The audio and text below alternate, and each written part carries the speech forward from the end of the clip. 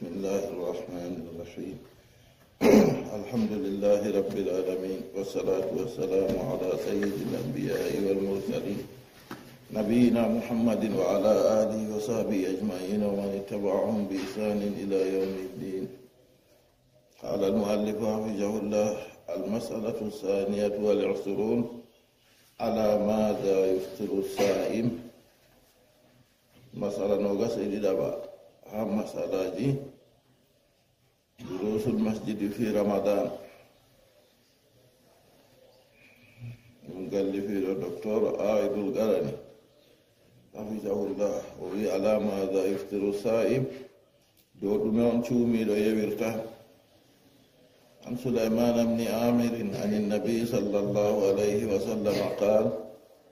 إذا أفطر أحدكم فليفطر على تمر، فإن لم يجد فليفطر على ماء فإنه طهور.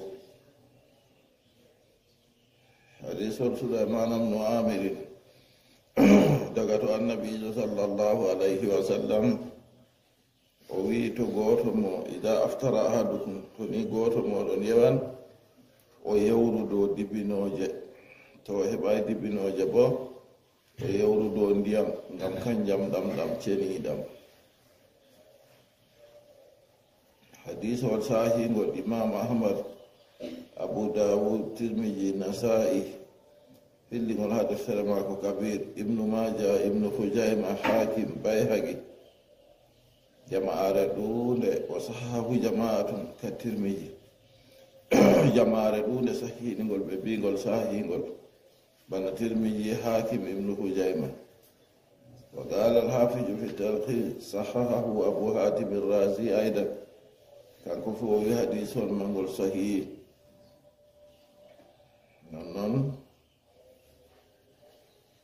imam ahmad, abu dawud, tirmiji, nasa'i e tanamaɓe min hadisi anas ibni malik radiallahu anhu ɓe pilligol ha hadisawol anas ibnu malik min fiilihi sallallahu alayhi wa sallam, ibgo e kuugal maako hanko mo salatu allah e jam muɗum tabitani. wa qad da'afuhu linfiradi jafar ibni sabitin, amma ɓe tampini hadisawol man ngam wajjidaki jafar ibnu sabitin. wa ankaruhu alay, ɓe jankiri hadisawol man dow maako nde kanko tan waddingol. wa yugawwa bima sabagahu, kadi hadisol sembiɗinirte be ko artigol. o wi to a yiɗi a laara deftere wiyeteende altalhis il habir, to a laari to a tawan ɓe sahinigol kadi. wa qad warada fi badi riwayati ala rutabin fa in lam yajid fa ala tamrin fa in lam yajid hasawatin min ma. no laaɗo allah mo salatu allah e jammo ɗum tabitani o wi goɗɗo yewra ko bo ha kuugal maako oɗo yewra ala rutabin dow dibinoje ɓenduɗe ɗe jorayi. o wi fa in lam yejid, to goɗɗo heɓayi, fa ala tamrin dow ɓenduɗe jorɗe. fa in lam yejid, to heɓayi ɓenduɗe jorɗe fu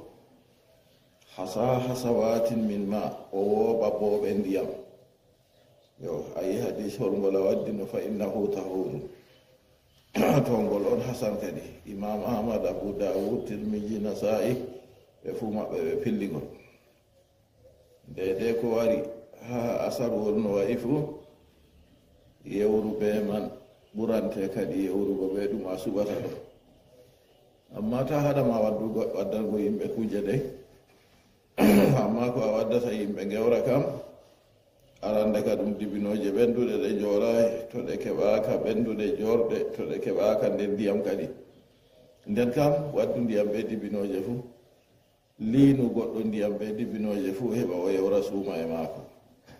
amma kuje goɗɗe feere kam haɗata ɓaawo to a yewi suuma e ma, ngam suuno ma to a yiɗi a ƴakka kuje goɗɗe kadi. amma yewugo ɗo ka wakkatiyel may peetetel ni dey yimɓe taskana ɗum. to en gewi suuma e ɗo ni to dibinore woore walla to tati, to joyi ha jeeɗi ɗo ka fu ha ƴakka ɗo nane bana ɗo wasita laaru o heɗɗo waɗuɗi. nden to hakkila a umma nder hunduko ma ɗo dakmi, a heɓai ko wusɓaago. wakkatiyel peetel ni en taskine yewgo ɗo, to seetini en gewini en jawana juuɗugo, ngam annabijo sallallahu alayhi wa sallam ɗo yawana juulugo magariba ɗum sunna maako tokkete. to a yehi arabi saudi a fototiri yaake ɓe yewata suumay ɗo a yiyan no ɓe gaɗata, to a meeɗa yaago bo allah yaare ha yiyaka heetu kadi ɓe gadda kuuje ko yewirte suumay ɗo, ɓe gadda leedaji ɓe be'ita ñamduji ɓe ngara ɓe gaɗa ɗon daga ko yarete ko ñamete dibinoje e tana muɗum ɓe ɗo taskiti. to an ka goɗɗa goytinga ni aɗa jooɗi woyti a faccino saayi ko malla kosam ko ɗume aɗa jooɗi aɗa hilli ƴakkugo, ɓe ɗo taskiti kamɓe. to dede minti man waɗi ni ɓe fooɗa leeda ɓe ɗo tagga tan, to a saayi ma may rufa anandi to hollima wakkati yewugo ɗo peetel sey en taskitina. ɓe ɗo fooɗa leeda ɓe ɗo tagga tan ɗo ka to yiɗi hunde ko a faccino rufa, to ɗon man ɗo sey en taskita. yo ɓeɗo araɓen juldata ɓe men ɗo ɓe wino ɓe waɗanno iftar ndey dimas o ndey ɓe pat andi dimas na to andi janngo inchallah. nden kam setinoɓe ɗo ɓe woɓɓe feere fuu on kabda on gallita ɓe to daga yeeso mi tammi ɓurna kuɓama gal tan ɓe watta kam ewo to juuli magal ba ni we'ita kuuje man kadi yimɓe heɓa ñaama tata ɓe wadda ñamdu maɓɓe nden nden goɗɗo ñaamayi kadi ɗon ɗo waɗi bana mettuɗum ni nanata ko ñamata kam to en kabda en gallita kadi to ngam haala yewugo suumayɗo on siftiniriyam. wajal hadisul akhiru min fi'lihi alayhi salatu wassalam, nda hadise on ragarewol ɗo ngol iggo e kuugal annabijo mo salatu allah e jam muɗum tabitani ngole ragarewol yuftiru ala rutabin fa in lam yajid fa ala tamrin fa in lam yajid hasawatin min ma, to heɓa ko woɓɓoɓe ndiyam. wajal hadisul akhiru min fi'li alayhi salatu wassalam, hadise on ragarewol ɗo nder kuugal maako hanko annabijo mo salatu allah e jam muɗum tabitani fa sunna alfitru ala sayin min attamr, ko woni sunna kam yewrugo be hunde iggo e dibinoje. mallum an ha to a heɓi a wi yewrugo be dibinoje na sunna ɗo, mi nani goɗɗo ɗum ɗo wolwano mallum feere o yewrugo be dibinoje na sunna ɗum ɗume. annabijo sallallahu alayhi wa sallam ɗo yewra be dibinoje o umri yimɓe yewra be dibinoje, an bo mbiɗa yewrugo be dibinoje na sunna, yeccam yewrugo be ɗume woni sunna kadi. fa sunnatu alfitru ala sayin min atamri, ko laati sunna kam yewrugo ɗo hunde eggo e dibinoje. wa innama fussa tamru, no yeccagoma dibinoje hertama ɗo ko waɗi kama qala badul fudala, banyoga ɓurɓe mbi li anna fihi maddatun hulwa, ngam ɗon heedi muɗum madda dakamka. wa hiya ansabu ma yakunu li jai il badni, kanjum ɓurata leɓanago weela reedujo. kama anna asahu lil maida, banno kanjum ɗo laatake ɓurata woɗango reedu. wa hadihi min hikamihi lbaliga sallallahu alayhi wa sallam, ɗo nder hikimaji nulaɗo allah pantuɗi kewtuɗi. wa min asrari shari'ati lkamila, ɗum ɗon bo nder sirriji sari'a timmuka, ha dede suɓana goɗɗo ko ɓurata woɗango reedu maako wakkati yewugo o yewra. wa sunnatu an yuftira bitamaratin witran bada hurubi shams, ko laatake sunna o yewra ɗo dibinoje joori ɓaawo murkinange qabla an yusalli almaghrib, daga yeeso julku magariba. wala aftara ala gayri hajihi lmadda, wondo o yewri do ko luuti dibinoje minal makulati goye kuje ñameteɗe jaza dagi, ɓe mbiyata harmi kam. walakinna al afdal ma waradat bihi sunna, amma se kaka ko ɓuri kam o yewra do ko hadis waddiri.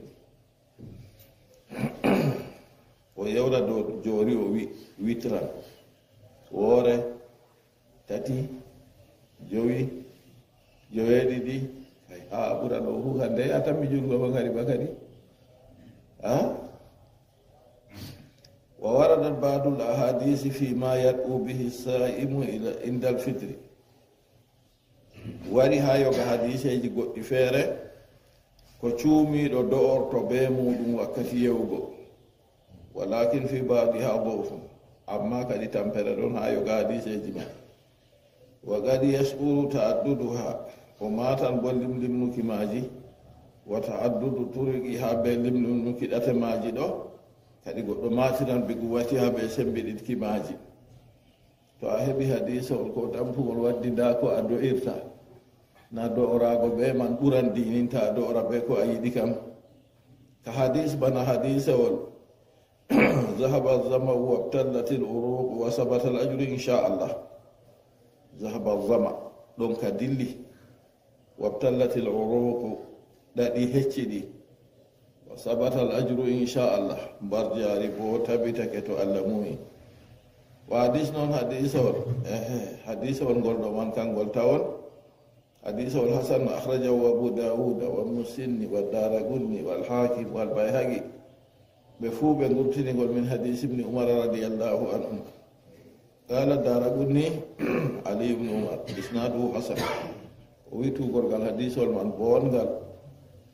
wanzur irwa al galil laaru deftere wi'etende irwaul galili ha yiya tugorgal hadisawol man ha sahine wa hadis noon noon hadisawol ko suumiɗo do'orto ɓe muɗum wakkati yewgol maako allahumma laka sumt wa ala rizqika aftar fatagabbal minni innaka anta samiul alim allahumma laka sumt ya allah an cuumanimi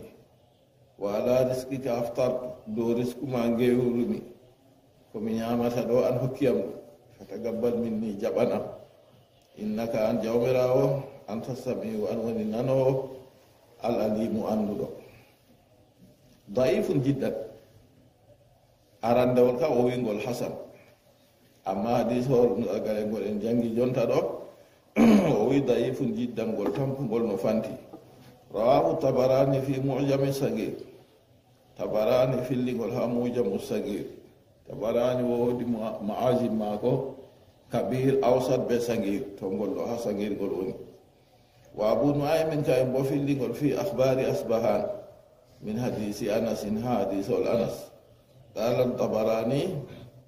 lam yarwihi an shu'bata illa dawud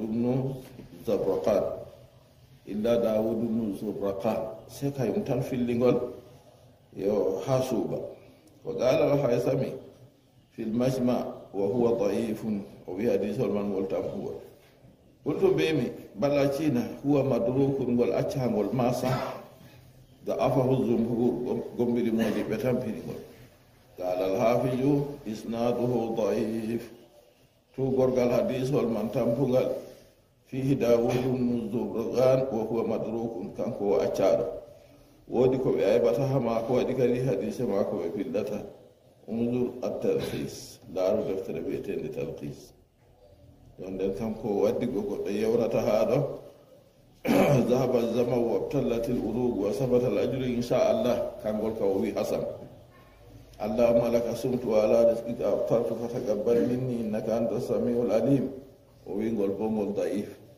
amma nani mana may no weliri kam summa innahu warada da'watul la turaddu nden wari kadi do aka lornataake wakkati to goɗɗo ɗo yewa suuma e maako do a maako ko a do'oto ɗo allah jabananmo ka falaw da'a lakana ahsanu qabla an yuftir yo yimɓe ƴamoɓe go falaw da'a wondo o do'i qabla an yuftir daga yeeso yewki maako lakana ahsan da laatake kañum ɓuri won a taski jontaka ko a yewra suuma e ma hidde ko a yewani waɗudo a tawɗa ɗum tawiyego suuma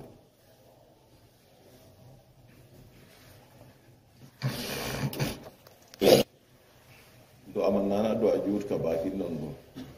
a do amato timmini a yewa suuma to aɗon arabi saudi do a yiya ka yefike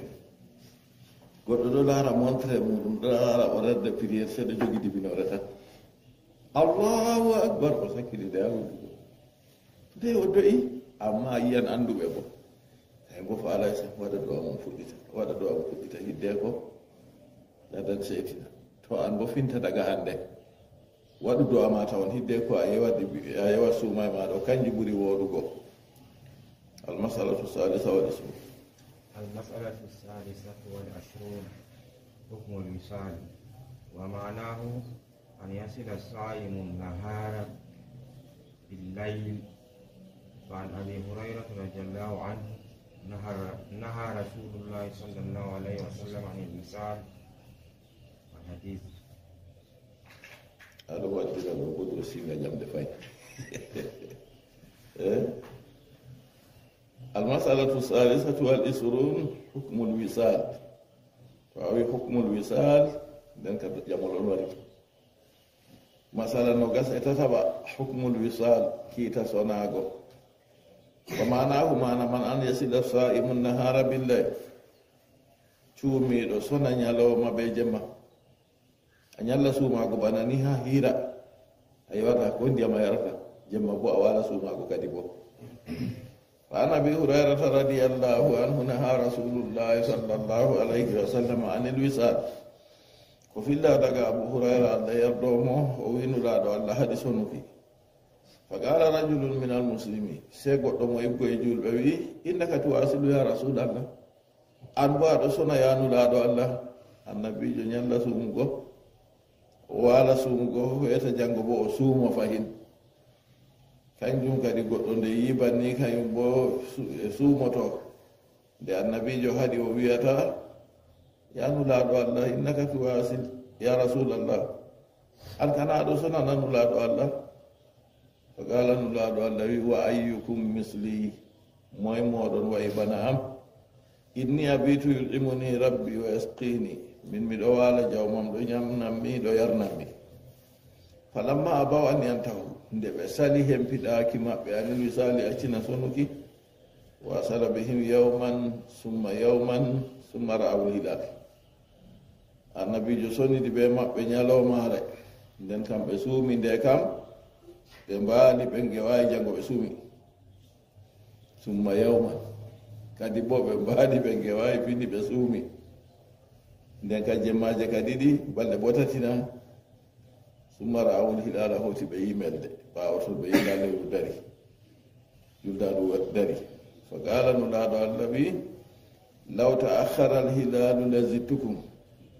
wondo melde nde sabbitidami ɓesdananno on. kal munkiri lahum hina abaw an yantahu, ba yankiranɗo kugal maɓɓe wakkati nde ɓe sali hempiɗago.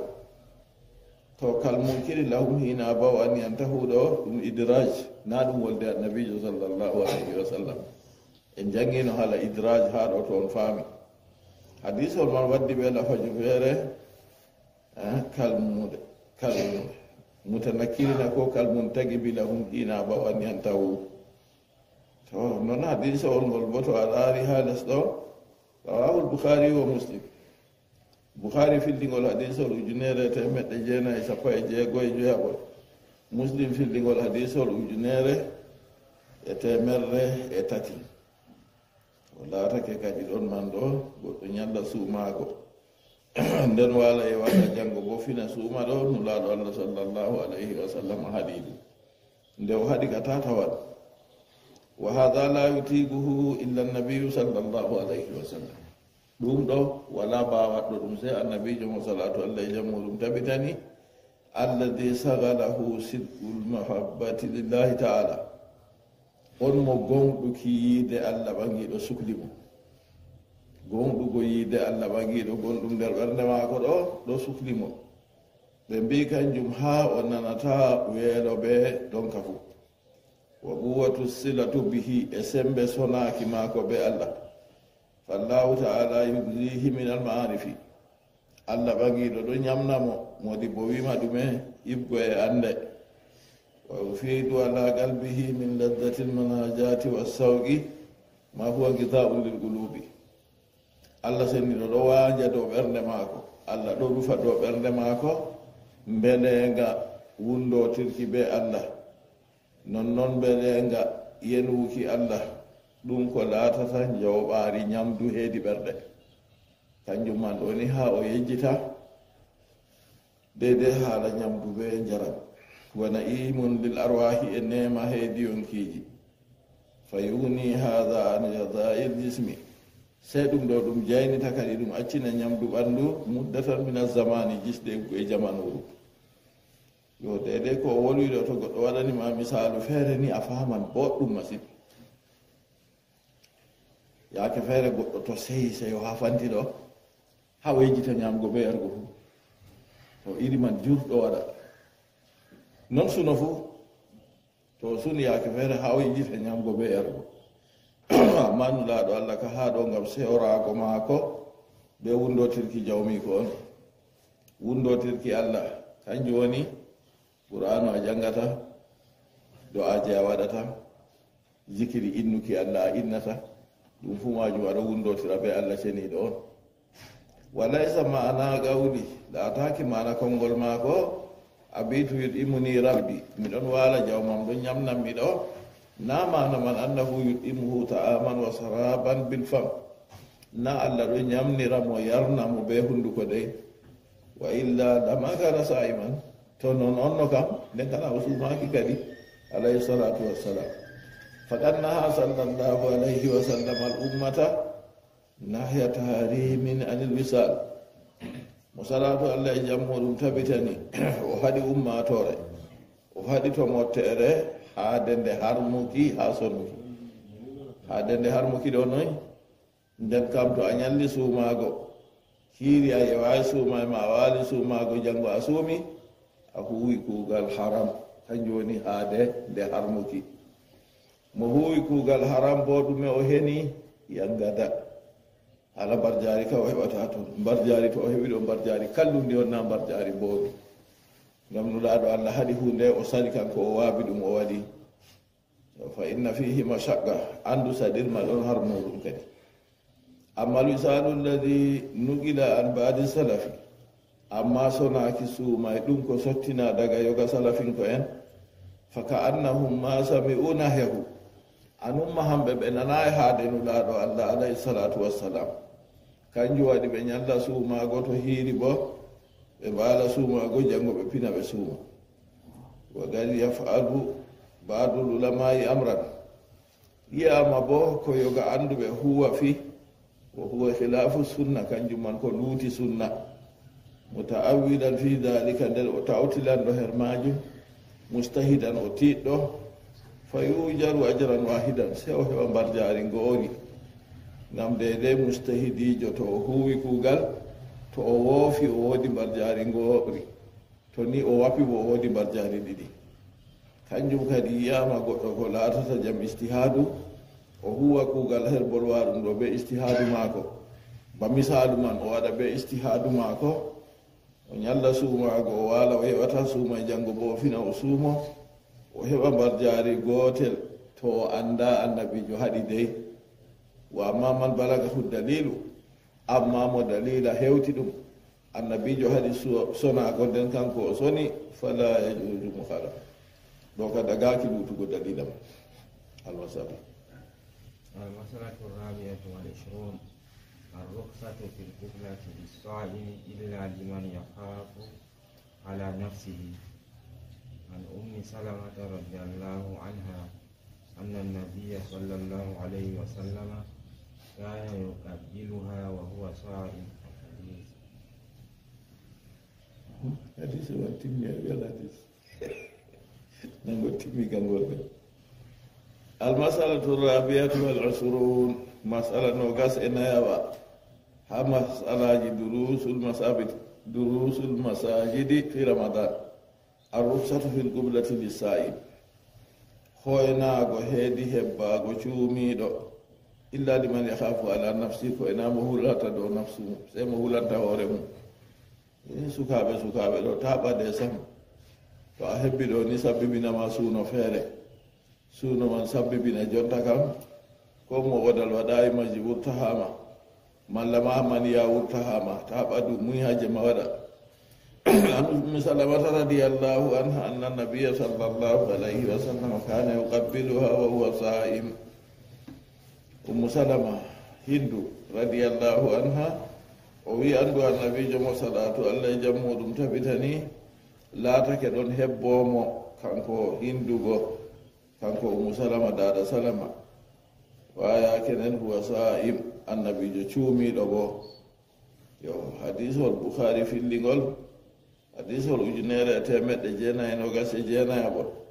muslim filligol hadisol 1978 wonde laatake banni annabijo sallllahu alayhi wa sallam kayum ɗo huwa non nden wana aisata radiallahu anha qala kana rasulullahi sallllahu alayhi wa sallam yugabbilu wa huwa sa'im wa yubashiru wa huwa sa'im kana amlakukum li irbi wa fi lafdin yugabbilu fi ramadana wa huwa sa'im ummul mu'minina aisha radiyallahu anha as-siddiqatu bintu siddiq al-habibatu bintu al-habib ɗuuɗa gonɗo kiijo ɓi ɗuuɗa gonɗo kiijo giɗaɗo nulaɗo allah ɓi giɗaɗo nulaɗo allah radiyallahu anha gaala ɗo wi kana rasulullahi sallllahu alayhi wa sallam yuqabbilu wa huwa sa'im nulaɗo allah laatake ɗon hebbo o cuumiɗo nanden ka andinima aisa mai onoɗo hebbo ɗum wa yubashiru wa huwa sa'im oɗo soccotira bo o suumiɗo ubbotirgo be debbo kana amlakukum bi irbi nden ummul muminina wi nulaɗo allah laatake kayum ɓuri on martugo haaje maako to waɗi noon man ɗo waɗanni kanko ka wala suuno warantama wa fi lafjin yugabbilu fi ramadana wa huwa sa'im lafajol gongol bo nulaɗo allah ɗo hebbo nder lewru suumaye o cuumiɗo to hadisewol ummu salama ɓe hadisewol aisa ha haala hebbago muslim filli hadiseji man muslim filli hadisewol man 19jeegoyaɓol noon muslim filli ɗiɗaɓol bo hadisewol 17:go'aɓol ɗon man ɗo ɗum jangugo ha andal goɗɗo anda noon amma ɓe umrayima ɓe mbiyayima a waɗa noon wa an umar bni abi salamata radiallahu anha annahu sa'ala rasulallahi sallallahu alayhi wa sallam ayuqabbilu sa'im faqala lahu rasulullahi sallallahu alayhi wa sallam sal hadhi umar bnu abi salama ɗo ɗum ɓi ummu salama noy wiyete ummu salama nde gori ko abu salama mayna on nulaɗo allah te'imo ko nden umar bnu abi salama wardi be maako ha saare nulaɗo allah kayum pamaro o laatake oɗo ñamda be nulaɗo allah ha ñamrude woore nden juuɗe maako ɗo wanca nder ñamrude ndego o ho'a kombi maako ndego o ho'a kombi nulaɗo allah ha to nden nulaɗo allah andinimo no ñamirte o wi an derkejo to a wari ñamugo ɗo bismu to a bismi bo ñamru be jungo ma ñamugo ko heddi be ma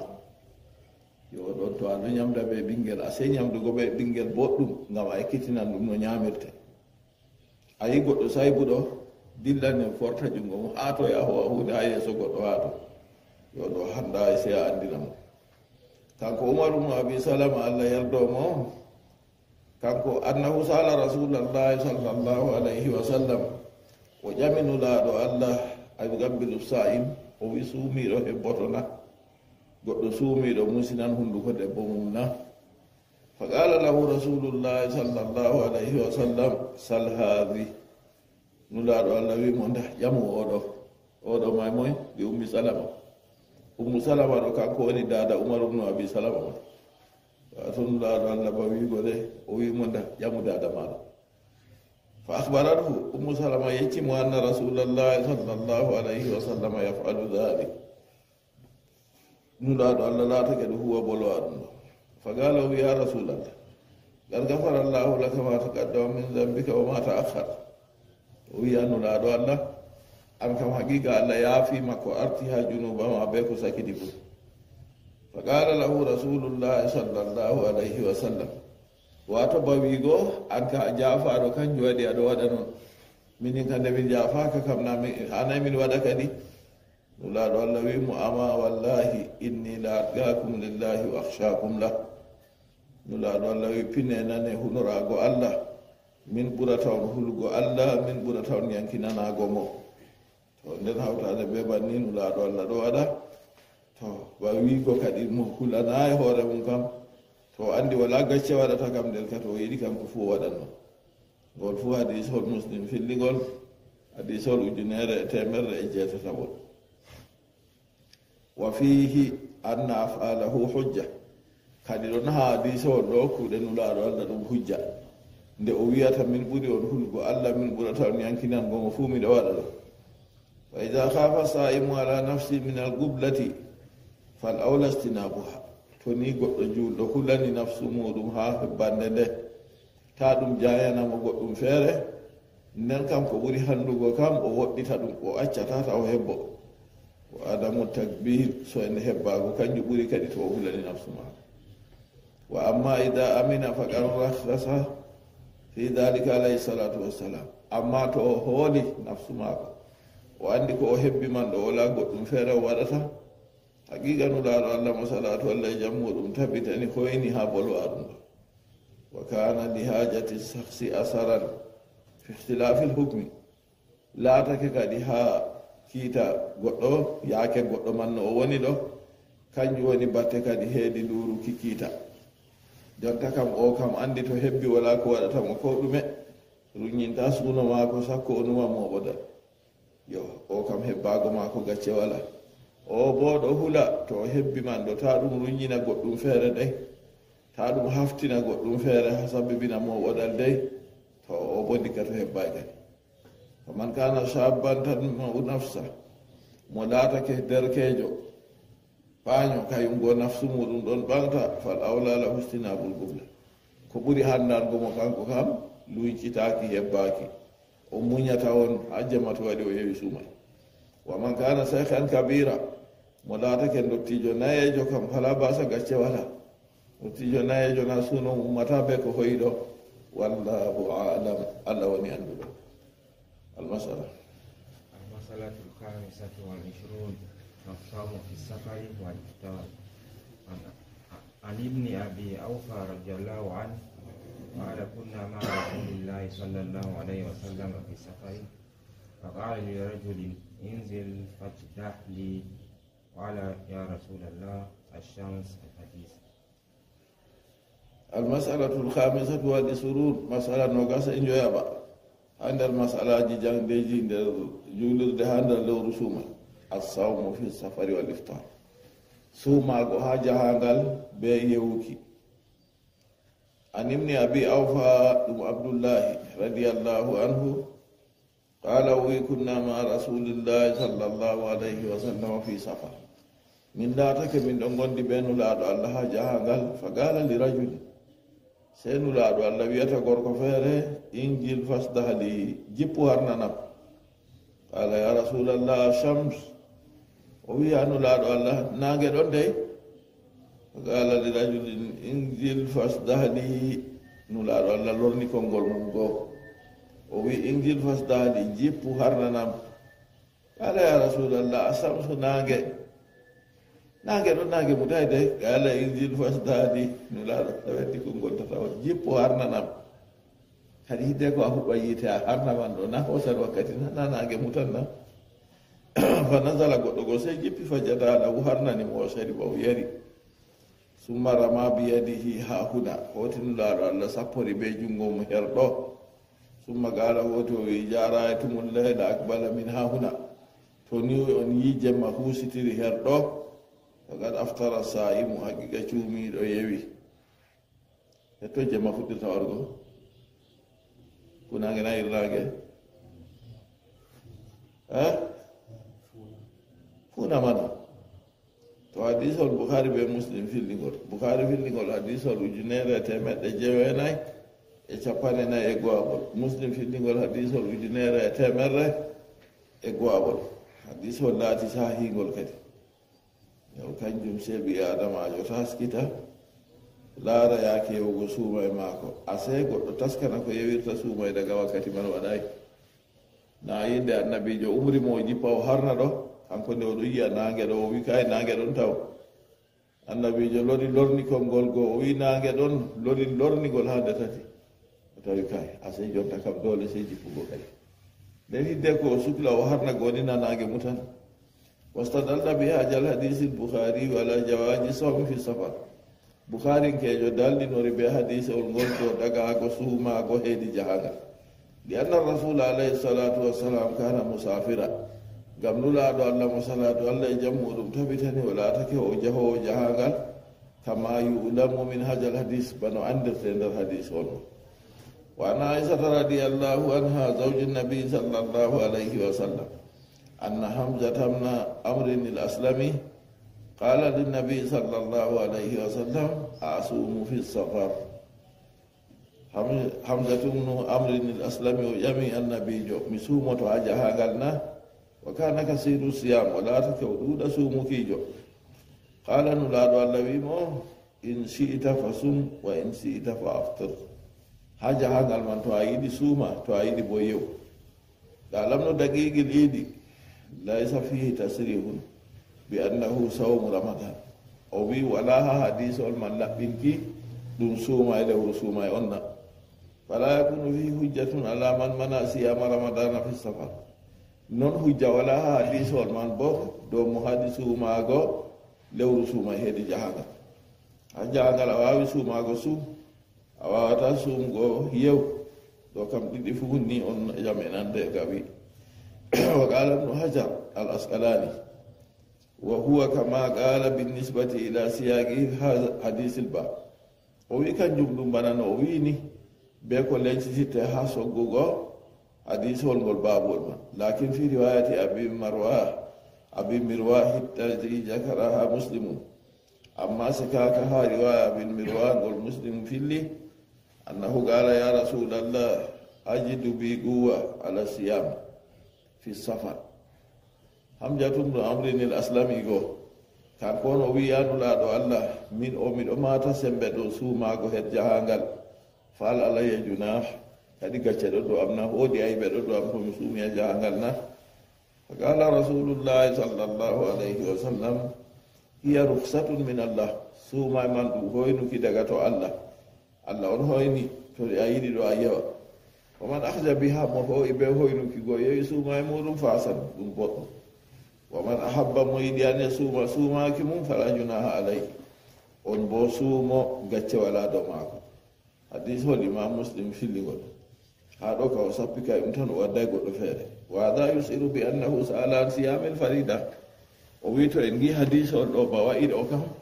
nden ka ngol ɗo maatina ngol ɗo andina ko o ɗo ƴami ɗo ha suuma e farilla on. wa dhalika anna ruksata innama tullabu fi muqabalati ma huwa wajibun. ngam sunna ɗum kam ɗon ɗaɓɓitire heedi ko laati ɗo fefndana ko laati gajibi ɗum. o laati suuma e gajibi ɗum bo se suumugo lewru suuma e kanjum on o ƴami annabijo kadi o suumoto ha jahangal na. wa asra min dhalika ida riwayati hadise sabik. laɓɓini ha bolwa ɗum ɗo filla e hadise filla e goota nder pillaeji hadise min tariki aisata anna hamzata bna amrin al aslami sa'ala rasulallahi sallallahu alayhi wa sallam ani siyami fi safar. o ƴaminu laaɗo allah bar suumaago har jahangal. fa qala um in siita fa sum to a yiɗi suum wa in siita aftir to a yiɗi bo yew. walhasilu annahu yajuzu lil musafiri. o wi ko woni gasɗum ha ɗo daganan kadi jahowo jahangal an yasuma ramadana fi safari. o suumo lewru suumayni oɗon ha jahangal ija lam yasugga alayhi ko laatake to suumugo on laati saɗanaymo. fa ida sagga alayhi to suumaago ha jahangal man saɗanimo fal awla lahu wal ahsan. ko ɓuri hannden gomo be ko ɓuri woɗugo an yuftira o yewa li annaha ruksatun ngam ɗum hoynuki. wallahu a'lamu. allah woni annduɗo. wa sallallahu wa sallim wa barik ala nabiyika wa rasulika muhammad wa ala alihi wa sahbihi ajma'in.